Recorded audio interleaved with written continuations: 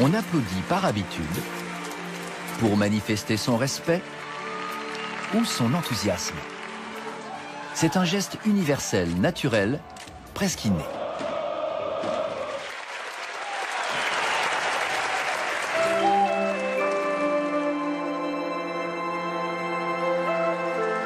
L'homme qui se redresse sur ses deux jambes a soudain les mains libres pour applaudir. Mais que signifie vraiment ce geste? Et quel effet produit-il sur ceux qui reçoivent les applaudissements?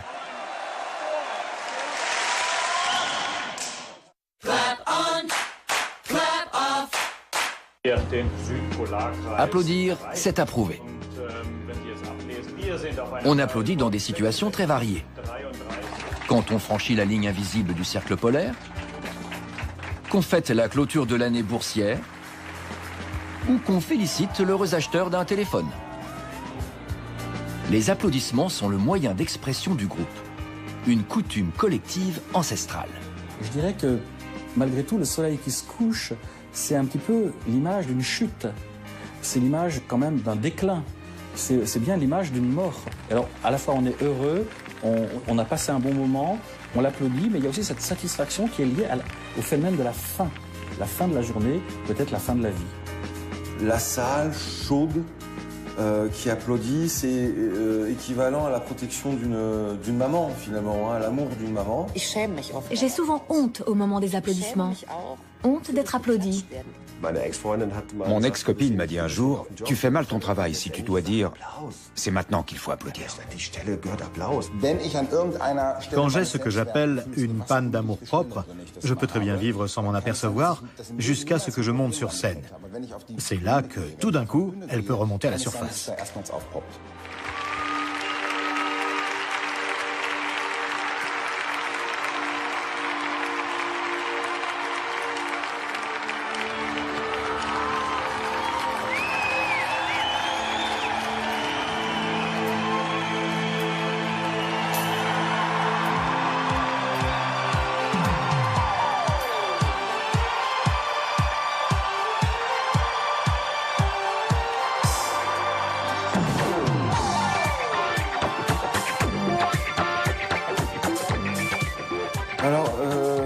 C'est que c'est ça qui est...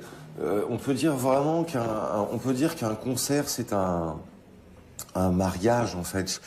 Et il faut que les deux soient bons. C'est-à-dire l'artiste qui chante, hein, ou alors qui performe, et puis le public. C'est-à-dire, si on a un des deux qui est pas bon, ça ne se passe pas.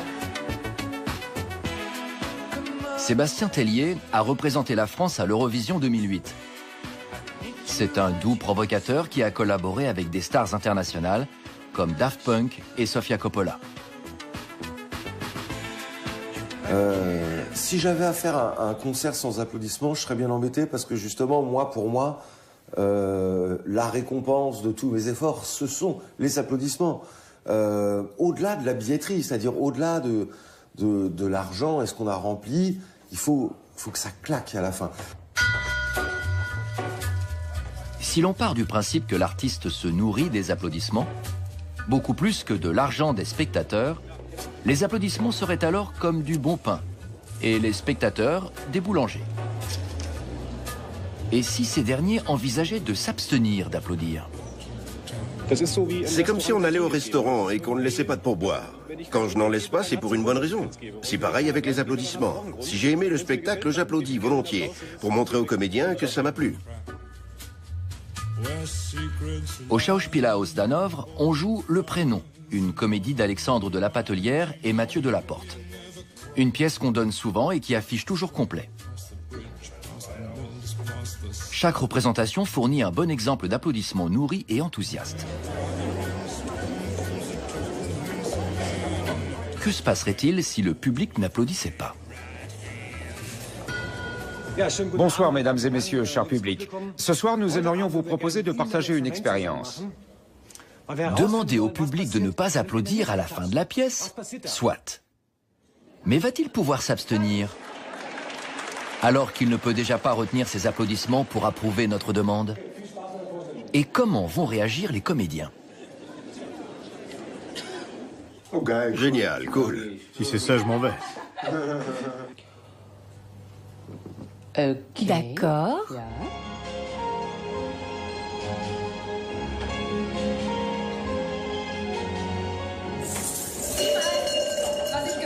Deine savoyische Glocke. Hier ist ein Saustall. Vielleicht sind sie im Arbeitszimmer. Die Leute sind total begeistert. Les gens adorent. Ça fait plaisir, bien sûr. Être applaudi par 5 ou 600 personnes, c'est un cadeau.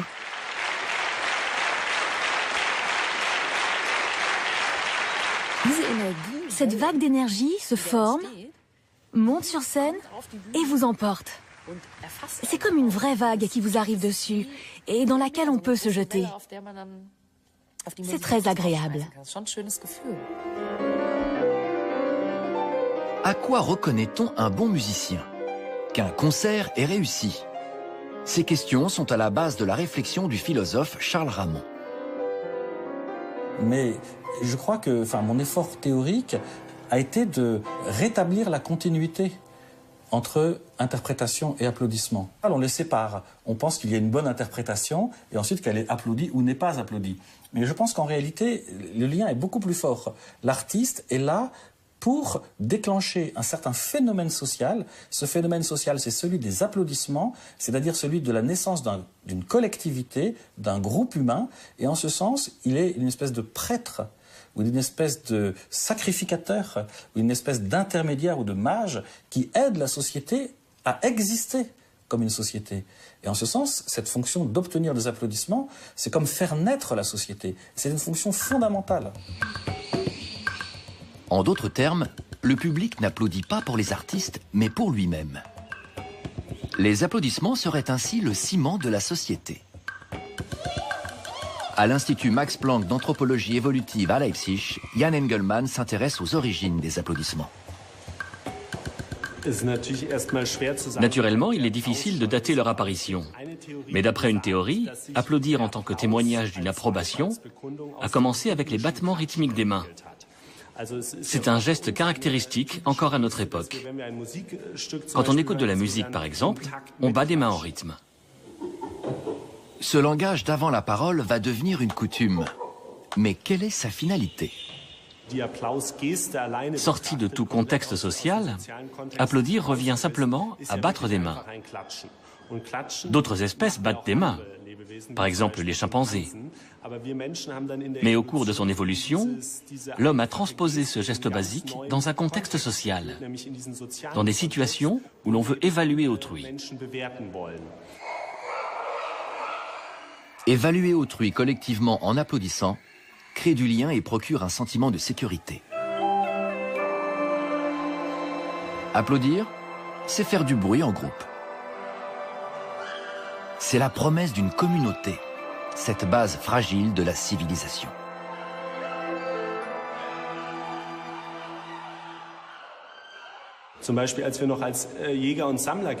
À l'époque des chasseurs-cueilleurs, la vie en groupe était indispensable à la survie de l'individu. Si le groupe vous abandonnait, vous ne pouviez pas survivre dans la savane. C'est ce qui se rejoue lorsqu'on applaudit. C'est pour cela qu'on préfère applaudir, même quand on n'a pas aimé la représentation. Simplement pour faire partie du groupe.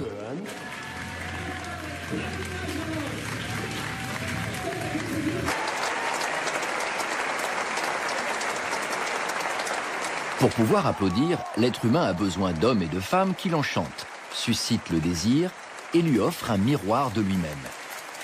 Ces interprètes sont nécessairement en marge de la société. Clémentine Marguenne répète le rôle de Marguerite dans La damnation de Faust.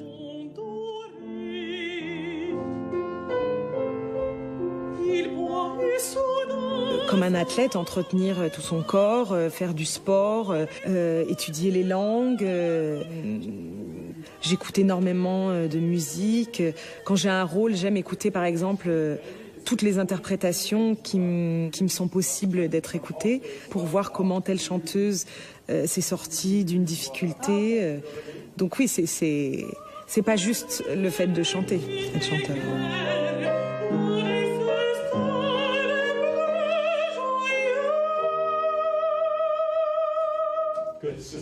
Ok, non.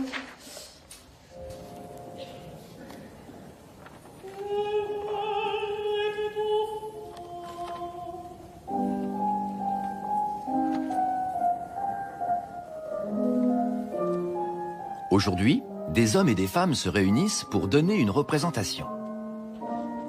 On ne se retrouve plus autour du feu comme à l'âge de pierre. Toute une économie s'est développée autour du spectacle.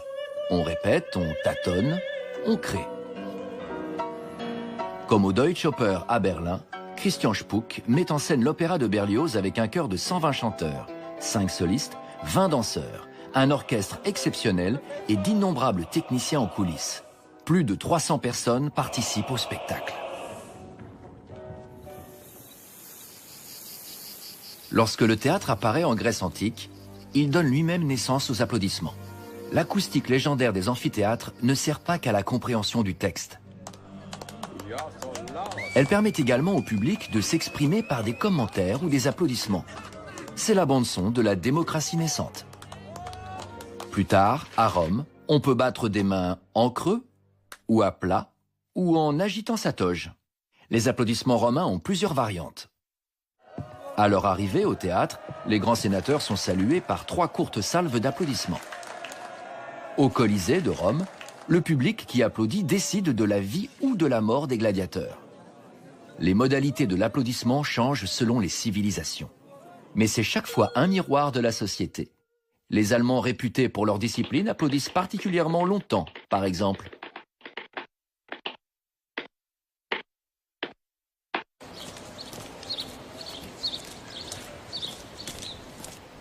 Bernd Schwab est féru d'opéra et partage sa passion avec d'autres mélomanes avertis.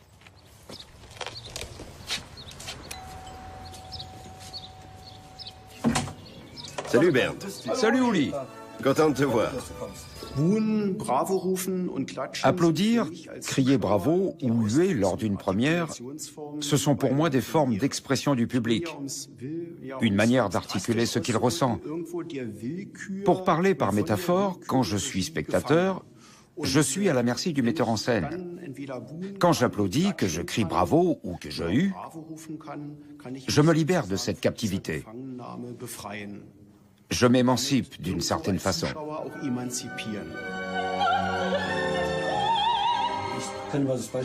Lohengrin est un bon exemple. C'est l'un de mes opéras favoris.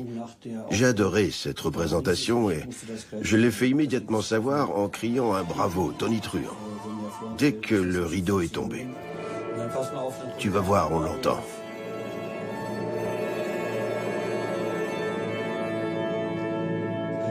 Juste après le dernier accord.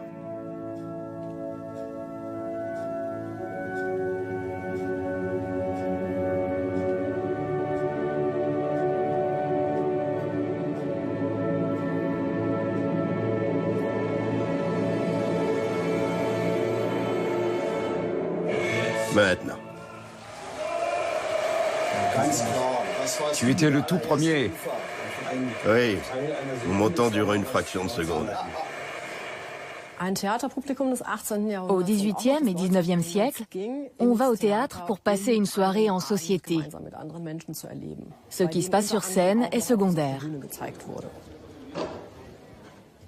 Quand et comment la relation entre les comédiens et le public a-t-elle évolué? Quand les spectateurs sont-ils devenus plus respectueux? C'est le sujet d'étude de Bettina Brandl-Risi. On va au théâtre pour retrouver des amis, pour discuter. Dans certains théâtres, les loges sont même équipées de rideaux qu'on peut tirer pour créer de l'intimité. Certains vont jusqu'à recevoir des femmes et avoir des relations sexuelles dans leur loge.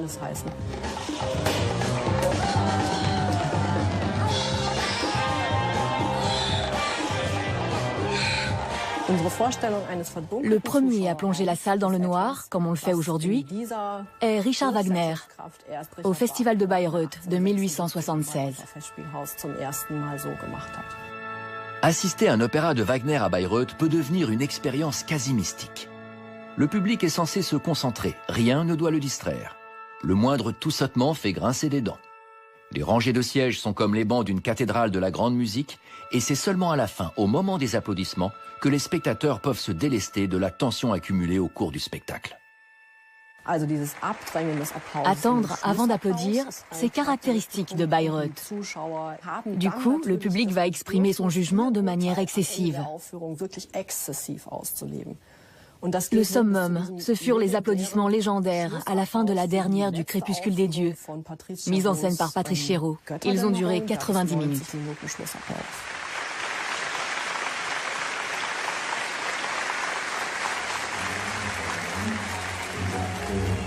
Es sei eine wunderbare Sache und ich war überglücklich.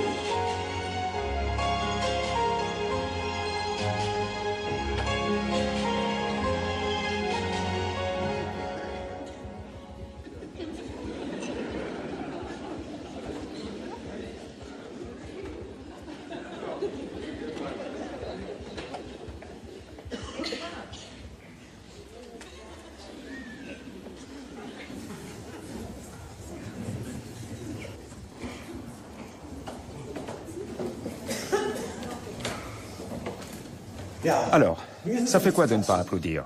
C'est super nul. Pourquoi? Parce qu'on prive les comédiens de leur salaire. Que ressentent les comédiens? Ils viennent de travailler pendant 1h30. Il y a beaucoup de gens qui travaillent sans être applaudis.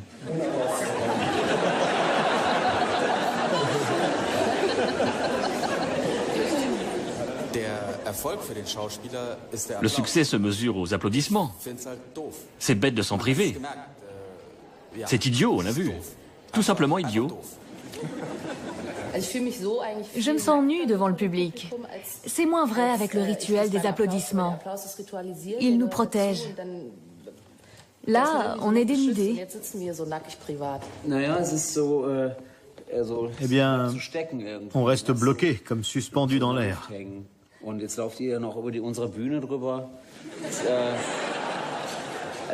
Et vous, vous montez sur notre scène.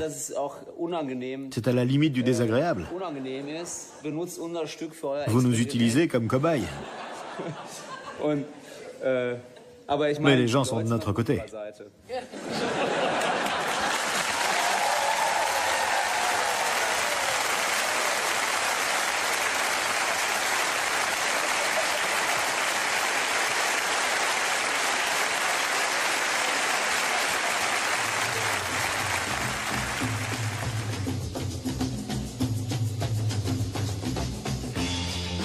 Marco Lauffenberg est un parfait inconnu, un homme de l'ombre.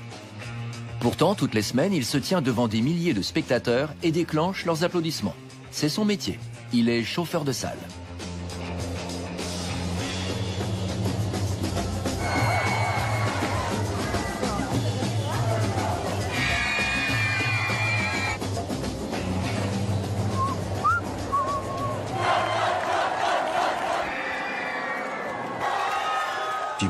Je trouve ça super comme rôle. Ça suffit à mon ego. Je n'ai pas besoin d'être une star.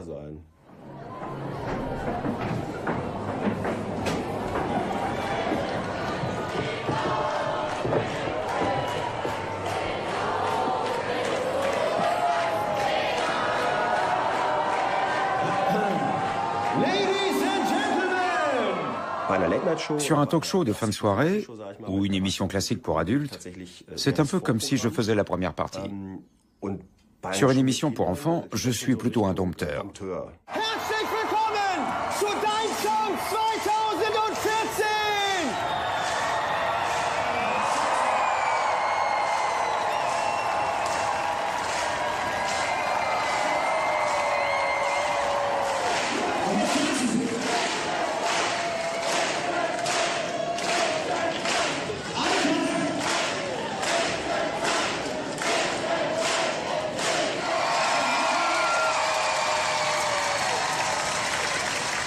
Und ich rufe diese Namen jetzt mal in den Raum und ich hätte ganz gerne von euch tollen Applaus für alle Künstler. Das ist ganz, ganz wichtig. Deswegen lasst was hören. Heute auf unserer Bühne Laura.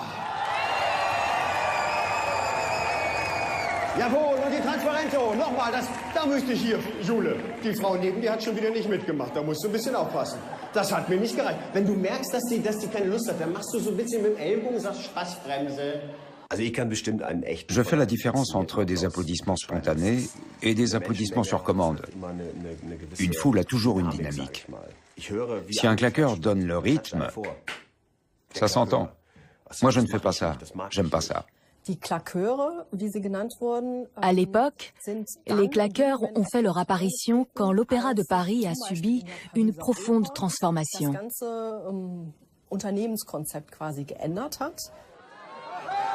Dans les années 1830, le public des théâtres parisiens change de visage.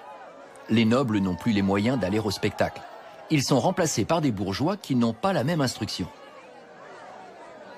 C'est à ce moment-là que les claqueurs apparaissent avec un rôle de pédagogue, pourrait-on dire. Le tapageur tape des mains, le rieur rit là où il faut, et le pleureur verse de chaudes larmes. Un chef de claque dirige la troupe qui peut compter jusqu'à une centaine de claqueurs.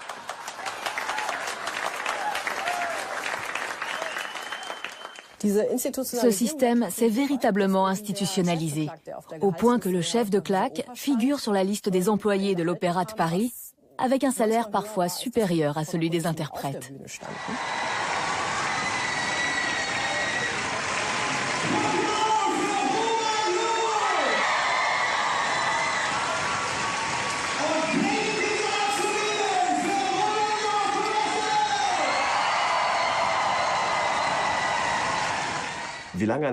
Combien de temps dure un passage sur scène?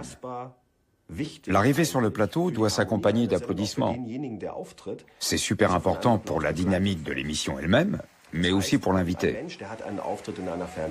Quand on va passer dans une émission de télé, on a le trac. Si les applaudissements s'arrêtent à mi-course, c'est comme si le tapis rouge n'allait pas jusqu'au bout du parcours. Ça fait très bizarre.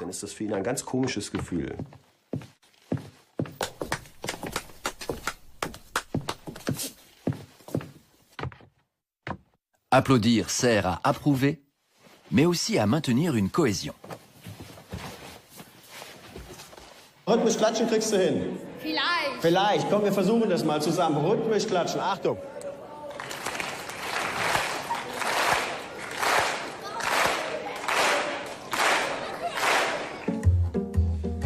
Le désir de battre des mains en rythme avec les autres obéit-il à une loi de la nature ?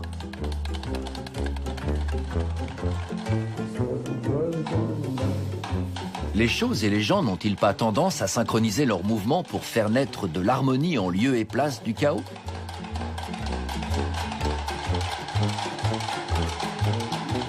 Quand les applaudissements se synchronisent comme ces métronomes, l'individu se fond dans la masse.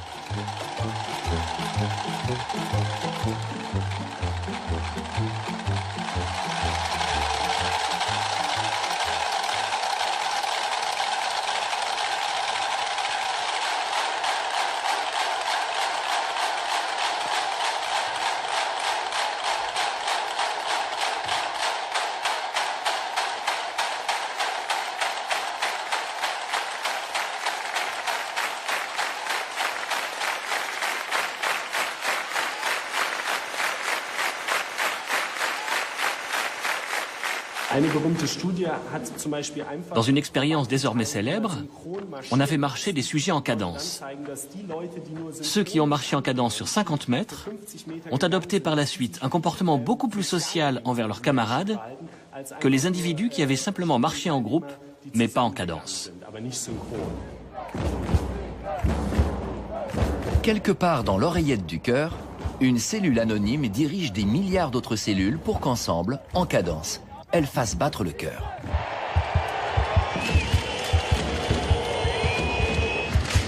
La synchronisation des mouvements transforme les hommes et les femmes en forces puissantes qui bat au rythme que donne un seul individu.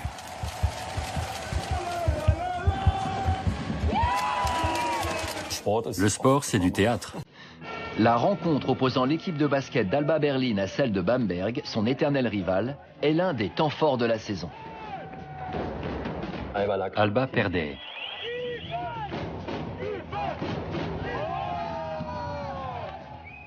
La salle l'a fait remonter.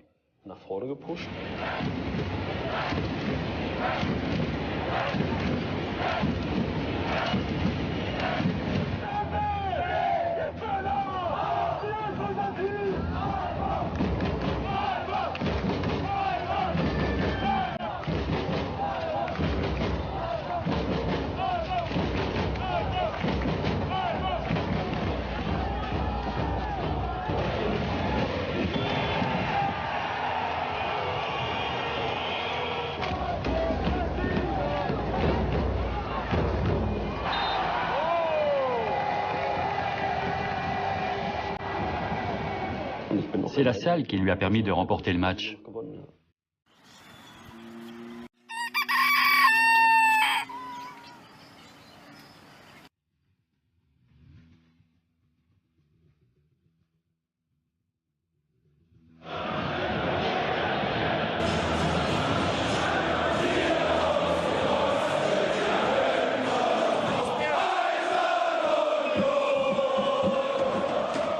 Les supporters de football chantent et battent des mains en rythme. Ils forment un groupe uni par le désir de voir leur équipe écraser l'adversaire. Puisque le ballon de foot, un morceau de cuir, représente assez bien, on imagine la tête, soit d'un animal, soit même d'un homme, qui servait d'enjeu dans des mises à mort rituelles très anciennes. Et donc, tout ce public qui crie, qui hurle devant des équipes en train de se partager quelque chose qui est en cuir, et le cuir c'est de la peau. Applaudir évoque un rituel antique et puissant. Il possède une force ancestrale. C'est tout son intérêt en politique. Il révèle d'ailleurs beaucoup de choses sur le régime politique en vigueur. Louis XIV, par exemple, applaudissait seul. C'était son privilège. La cour n'applaudissait qu'après son départ et seulement si le roi avait applaudi.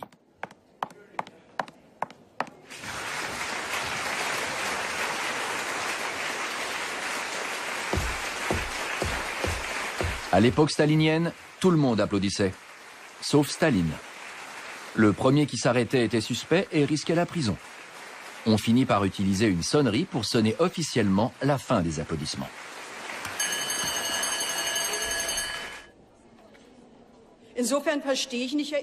Aujourd'hui, au Parlement allemand, seuls les députés peuvent applaudir, pas les visiteurs. On craint qu'ils n'influencent les représentants du peuple.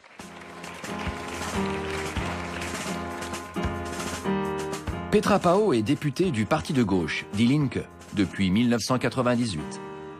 En 2003, son parti n'obtient pas assez de voix pour siéger au Parlement.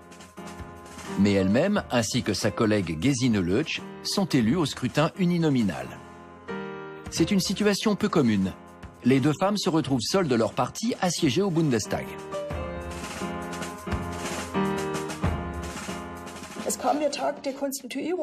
Lors de la première séance plénière du Bundestag, je découvre que, dans l'hémicycle, on a installé 2 chaises toutes seules, tout derrière, devant la porte, pour les députés sans groupe parlementaire. On élit le président du Parlement et, comme le veut l'usage, le candidat victorieux fait un petit discours. À ce moment-là, je comprends que ma collègue et moi-même allons avoir une grande responsabilité envers les électeurs et les électrices, bien sûr, mais aussi l'une envers l'autre, parce que, a priori, nous ne pourrons compter que sur nous-mêmes pour nous applaudir pendant cette législature. En plus, nous aurons une grande distance à parcourir pour rejoindre la tribune et les sténographes. Dès la première séance, on s'est applaudi mutuellement tout le long du chemin.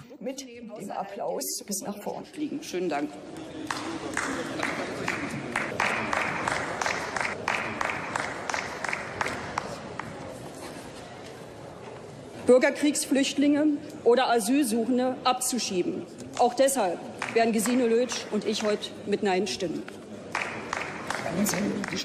Applaudir toutes les prises de parole est une fâcheuse habitude qu'ont prise tous les groupes parlementaires, même le nôtre.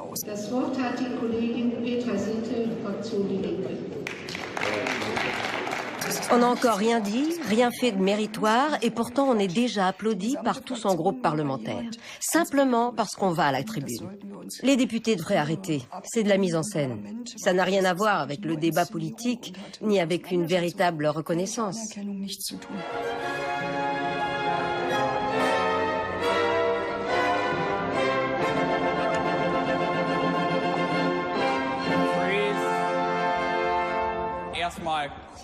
Le chœur avance, ensuite les danseurs. Lors de la répétition générale de la damnation de Faust, on fixe l'ordre d'apparition de chacun au moment des salutations finales. C'est un élément de la mise en scène. La représentation s'achève avec le dernier applaudissement.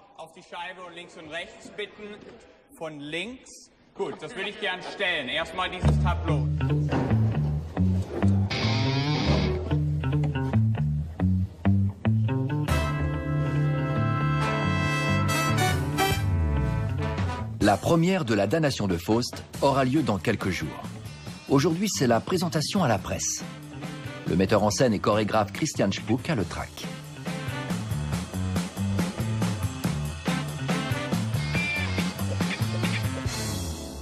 On s'expose.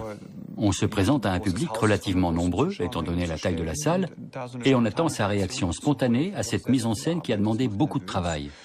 Forcément, on est nerveux. Ce n'est pas vraiment une partie de plaisir.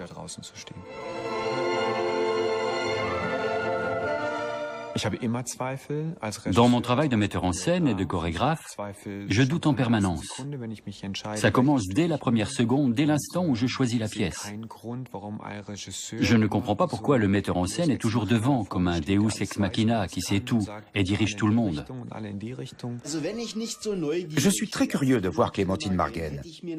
C'est la seule raison pour laquelle j'ai pris des places pour la première. Parce que sinon, je ne tiens pas spécialement à voir cet opéra. Et je n'en attends pas grand-chose. Bernd Schwab et Ulrich Nimsch, les deux mélomanes, vont assister à la première de la damnation de Faust. Ils examineront tout à la loupe. La distribution, le livret, la mise en scène. C'est mis en scène par un chorégraphe, alors que c'est un opéra. Même si ce n'est pas un opéra au sens habituel. Je nous imagine déjà en train de huer. L'homme ne peut pas s'empêcher de juger. C'est dans sa nature. Sans cette aptitude, il ne pourrait pas vivre en société. Applaudir, c'est manifester de manière collective un jugement et produire un grand effet sur la personne qui en est l'objet.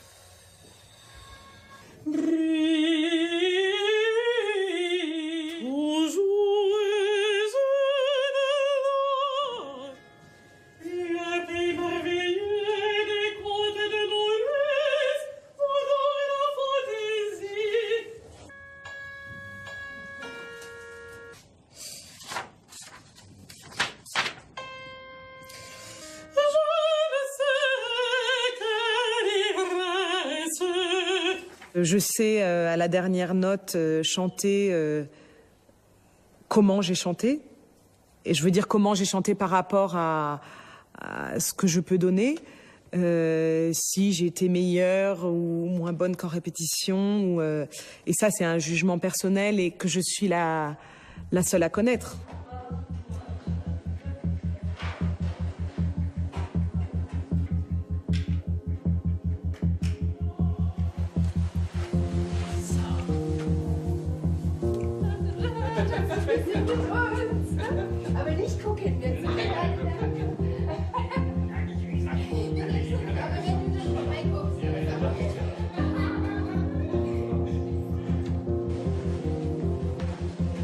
On a le cœur qui bat, la gorge sèche, les mains qui tremblent, les jambes qui tremblent. Voilà, c'est ça le stress.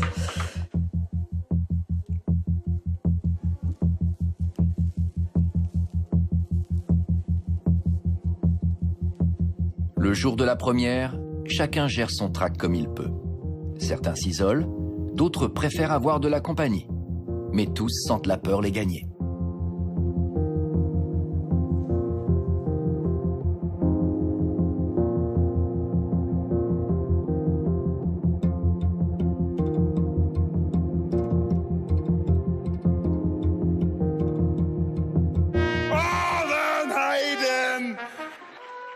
Démonstration de coaching lors d'un congrès.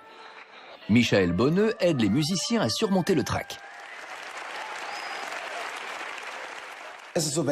Quand je suis au centre de l'attention d'un groupe, je suis tendu comme 80% des gens.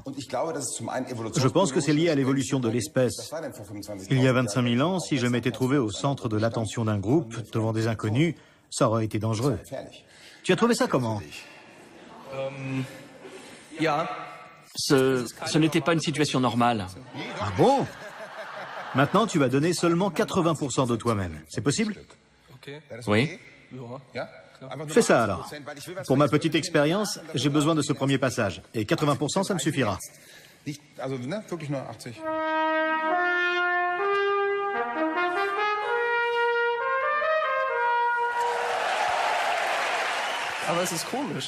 C'est drôle. C'est drôle de me dire que je donne un concert quelque part et que je m'en contrefiche. Je ne vais jouer qu'à moitié. Mais je me sens plus libre. J'ai mis 10 ans à comprendre ça. D'accord. C'est parce qu'on se met moins la pression. Ce qui est en jeu, c'est notre valeur propre. Si les gens n'apprécient pas ma prestation, comment vais-je le prendre? Sur scène, on ne peut pas faire l'économie de cette question de la confiance en soi. Un jour, j'ai compris que la scène était comme une loupe qui amplifiait notre confiance ou notre manque de confiance en nous-mêmes. Je demande aux psychologues dans la salle d'observer ce jeune homme de façon générale.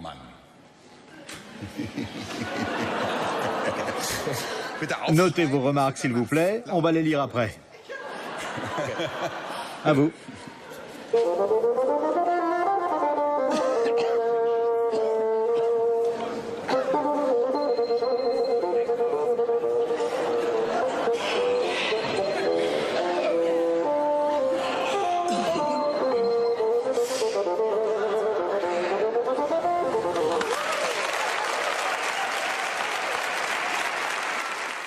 Les applaudissements provoquent du stress chez beaucoup d'artistes.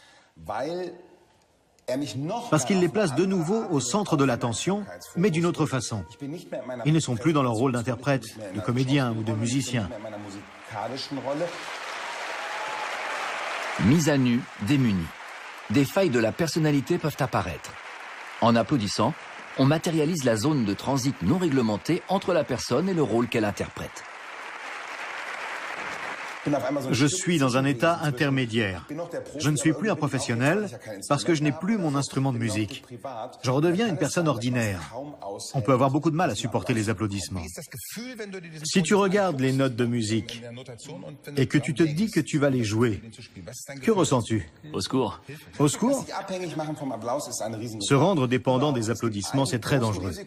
Il y a un grand risque à monter sur scène de manière générale. C'est lié au désir de plaire. Si je monte sur scène et qu'intérieurement j'ai le désir de plaire, je cède aux autres le pouvoir de dire si je joue bien ou pas. Si je me fixe comme objectif de provoquer tel sentiment chez autrui, je n'ai plus aucune influence sur mon objectif. Je me rends dépendant d'autrui et je lui donne le pouvoir sur mes sentiments. Il vaudrait mieux monter sur scène en se disant « Je ne dépends ni des applaudissements, ni du jugement d'autrui. Je suis mon propre juge. »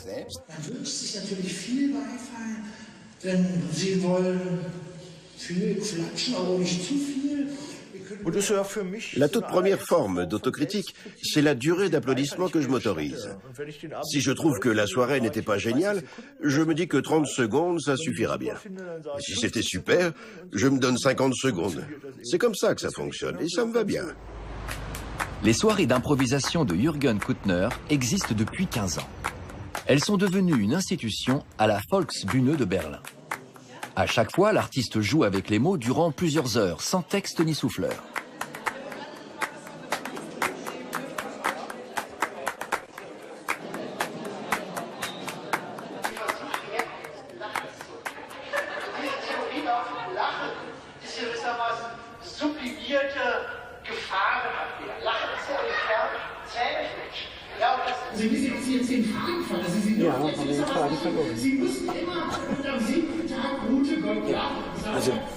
Ce qu'il fait là, c'est incroyable. Il improvise durant 2 heures, une fois par mois. C'est loin d'être évident. C'est pas à la portée de tout le monde. Chapeau.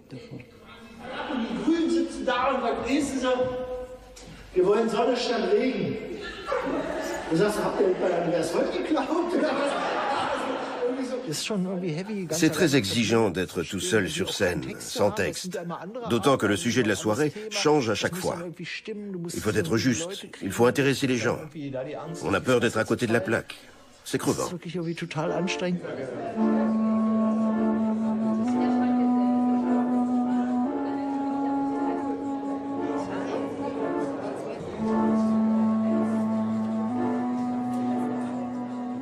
Pour moi, l'enfer, ce serait d'être assis seul dans ma loge, dans une pièce isolée, complètement insonorisée. Quelque part, j'ai besoin de cette peur caractérisée. J'ai besoin de me retrouver dans ce lieu public. Je jette un œil au spectateur, je regarde mes notes, j'essaie de m'en imprégner. Les gens m'ignorent complètement. C'est assez dingue. Le public a besoin de cette distance pour pouvoir applaudir par la suite. Cette communauté qui se crée à l'occasion de la mort d'une héroïne ou d'un héros, eh bien c'est évidemment la formation archaïque des sociétés.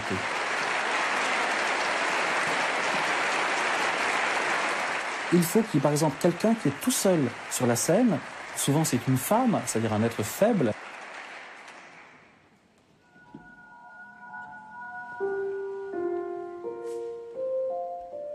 D'ailleurs, il faut bien se souvenir que tragédie, ça vient du grec tragos, le bouc. Le théâtre, c'est toujours une affaire de bouc émissaire au départ. Il y a une continuité, si vous voulez, entre le sacrifice animal, la tragédie et ensuite les applaudissements. C'est toujours plus ou moins le même geste.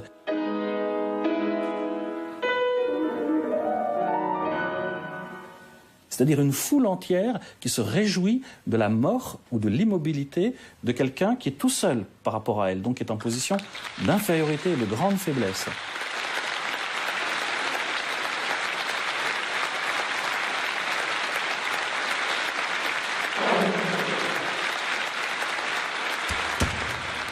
Et devant une foule qui émet un bruit et qui, souvent, dans le théâtre, se contente pas d'applaudir, mais aussi va jeter sur l'interprète des fleurs, parfois des canettes de bière dans les concerts rock, etc. Donc on a vraiment des jets d'objets qui sont certainement des traces de ces lapidations symboliques qui sont le prélude à la constitution de l'humanité.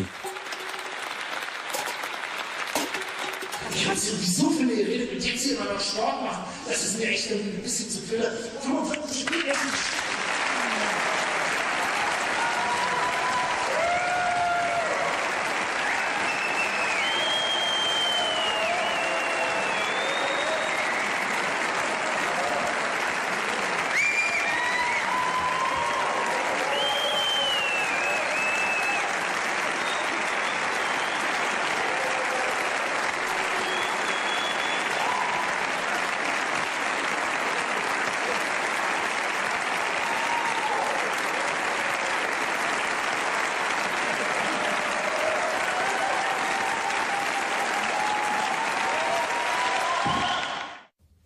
Quand ils font silence comme ça d'un coup, c'est énorme.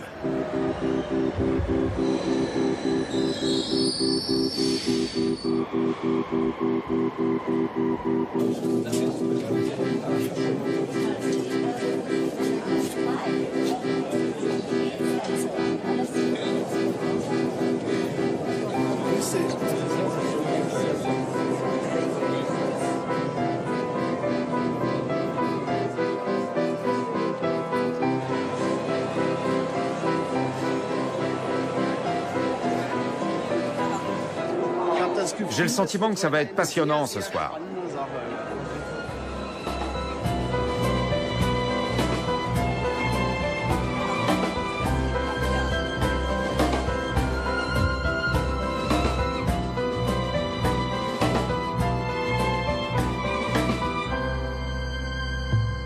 Au théâtre, on dresse un compte-rendu de représentation. C'est le métier de Karin Beyer à la Volksbühne de Berlin depuis 30 ans. Une chose qu'on note toujours dans le compte-rendu de représentation, c'est la durée et l'intensité des applaudissements. L'assistant du régisseur ou l'avertisseur se place à droite ou à gauche de la scène pour diriger la troupe pendant les applaudissements. Parce que les comédiens ont tendance à se disperser. Je pense que c'est dans tous les théâtres pareil. Quand ils ont terminé et qu'ils sont sur le côté, la pression retombe. Ils ne sont plus concentrés, ils ne savent plus qui doit aller où ni dans quel ordre. Alors on s'en charge. On se met sur le côté, on a l'ordre des salutations sous les yeux et on leur dit « à toi ». On donne le rythme. On fait une pause, ou alors tout le monde moins vite, en avant, en arrière. On consigne le nombre de rideaux et la durée des applaudissements. L'applaudissement devient ainsi l'unité de mesure de la comptabilité artistique.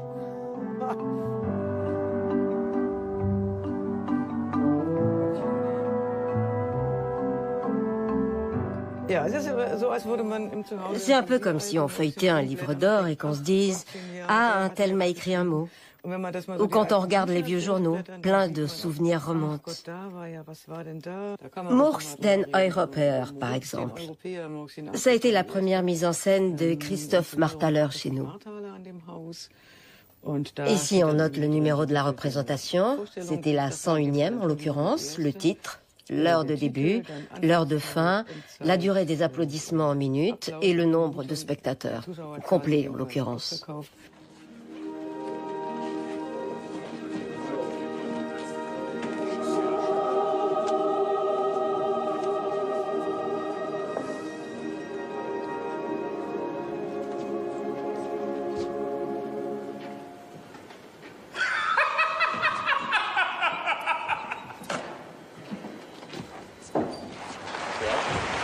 Lumière.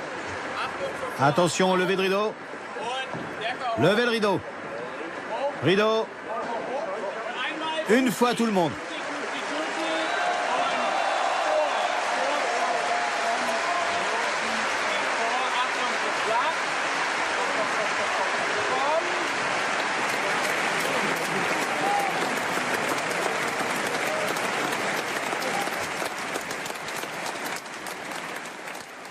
Puisqu'on arrive en tant que moi, Clémentine, je viens vous demander comment avez-vous apprécié ma prestation.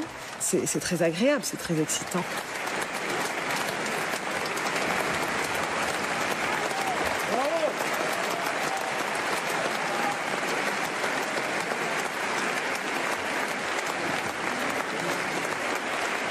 C'est un peu étrange les applaudissements et je crois que pour apprécier vraiment des applaudissements, il y a quelque chose d'assez narcissique là-dedans. C'est aimer que tous les gens nous applaudissent et nous célèbrent en quelque sorte. Donc ça vient avec l'âge, je crois, le narcissisme.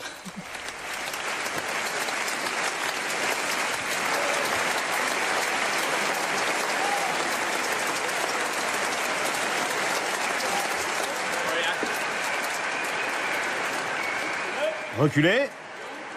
On éteint les lumières. Qu'est-ce que c'est qu'une star? Eh bien, une star, en français, ça s'appelle une étoile. C'est quelque chose qui est très lointain. Et donc, transformer quelqu'un en star, c'est le mettre très loin, dans le ciel, tout petit. C'est pas très loin, en réalité, de le tuer.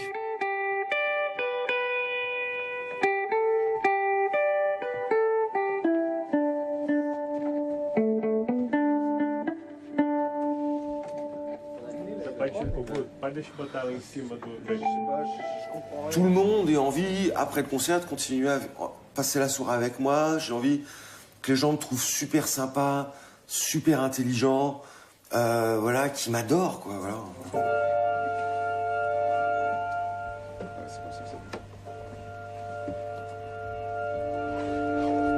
Dis-moi ce que tu penses. Moi j'aime aussi l'amour et la violence. L'amour et la violence sont les deux forces antagonistes qui font tourner le monde au son des applaudissements.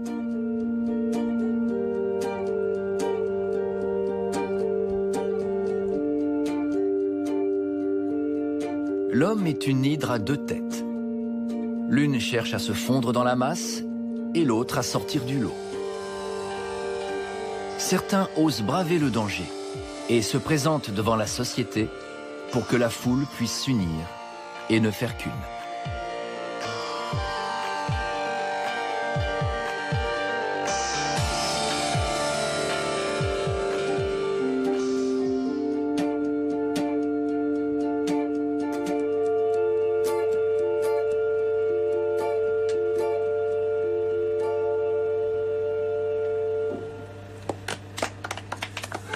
Ah, bravo, hein. Oulala. Les concerts où il y a le plus d'applaudissements, qui durent le plus longtemps.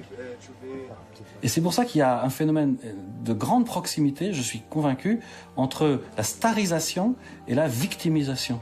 Et très souvent, les interprètes, dans la musique pop, etc., sont soumis au même phénomène. On veut les toucher, on veut prendre un morceau de eux-mêmes. Et si on laissait faire la foule, ils seraient certainement déchirés par la foule, comme Orphée.